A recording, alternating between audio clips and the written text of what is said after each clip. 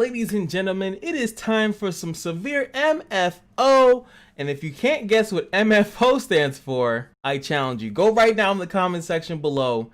Tell me what MFO is, because there's about to be a lot of severe MFO in this video. Please forgive me.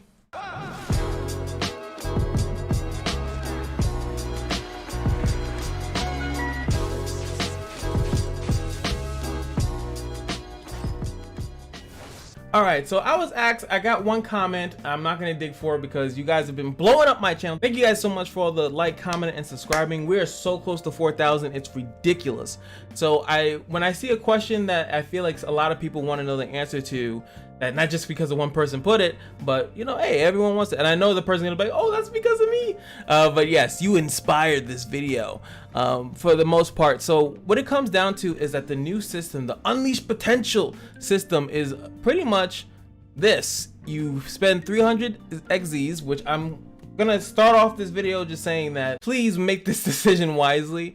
XZs right now is like used for so many things, expanding your inventory, summoning, taking off faded gear for some reason. I don't know the decision behind that, but when you're doing this, make sure it's a character that you, one, like a lot, or two, think is going to be somewhat pivotal to your change. One thing that I've noticed, so we can just get this out of the way about this, right? So the attack, fence, which is like their second move. I don't even know why they call it the fence, but, and then hey, stop it. And last but not least, the passive. So all of the passives that you see in this video, or the passives that you're going to see in counter that are not faded, are going to go up to the next level. So normally Duncan here, my boy Dunks, actually usually has counter 2. So if you go in here and you go in, you're like, you know what, I want the best of the best of the best, sir, you will now get counter 3, which is the same as any other counter 3 in the game. I will show you that by going up, not going up at all, sorry.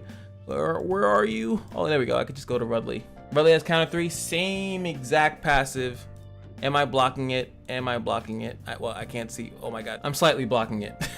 Let me just move myself because I want to make sure that, you know, I'm not blocking anything. And then, is there really a place to go? I think that's why you see a lot of people, they don't have their cam on when they do this. But I like you guys to see my reaction when I say stupid shit. Anyway. So for the legendary characters that are in the game, it's going to be really rough to tell, like, pretty much what I was asked is, what are the best ones to go for? Who are the best of the best? And it's still going to come down to, you know, your own opinion, honestly. But if you were to ask me, you know, it depends. Like this skill right here is 300. We can go 300, 204 burst, right? So we can go into here. Now it is going to be 375, 255 burst. I think the mana, did it go down by 1 mana? So yeah, it went up to it was 240, it's 204, went up to 244. So it does more damage, you know, it does a little bit more damage. And that's kind of how the legendaries, they're only going up to be just a little bit stronger. Like her, you know, she'd be definitely worth it. Let's see what this is. 840 to 1050% damage.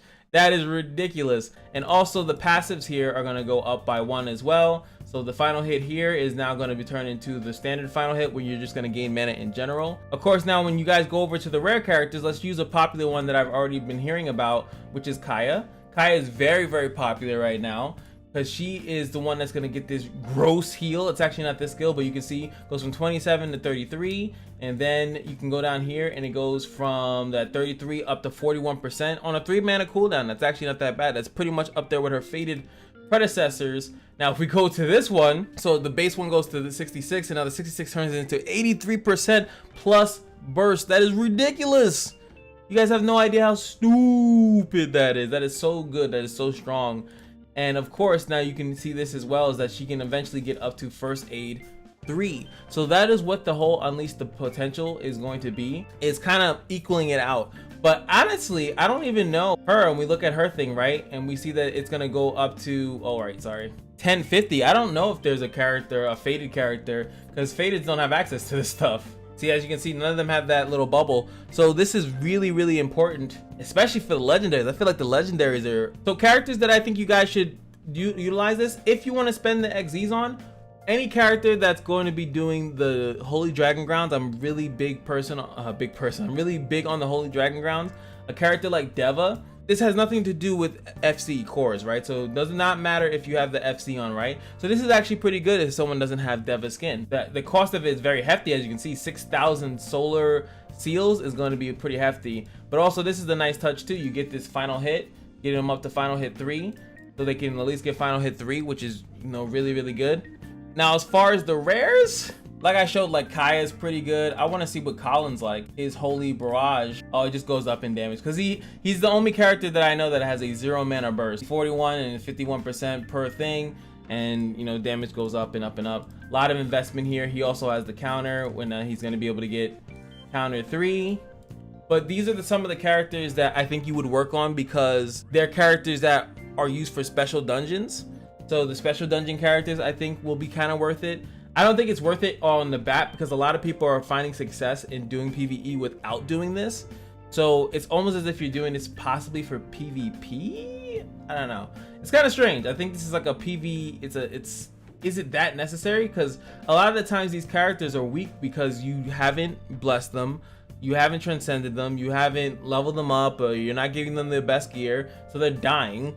Even though most of them, from what I've seen, do pretty good when they're actually geared up. I think it is nice that you can give them some, like, I wonder what this is now. It's probably, yeah, just probably more damage. I haven't seen any of them like drastically change like in mana cost or anything like that. This one's just a little bit better, you know, nothing too crazy here. What about this one? The buff 19%, which is pretty much like a legendary character if I'm not mistaken, or maybe possibly a faded. But you know, the thing here is also the combat power increase. If I would have to put my finger on it, I would say that it's an okay feature, but I think it's something that a lot of us don't need to be really focusing on right now. The best thing is for characters that have FCs that you can increase their stats, their combat power a little bit. Increasing their combat power is going to allow you to get closer to that threshold in which you can auto battle. You can auto battle some of the challenges, so you'll save time by not even having to go into the dungeon.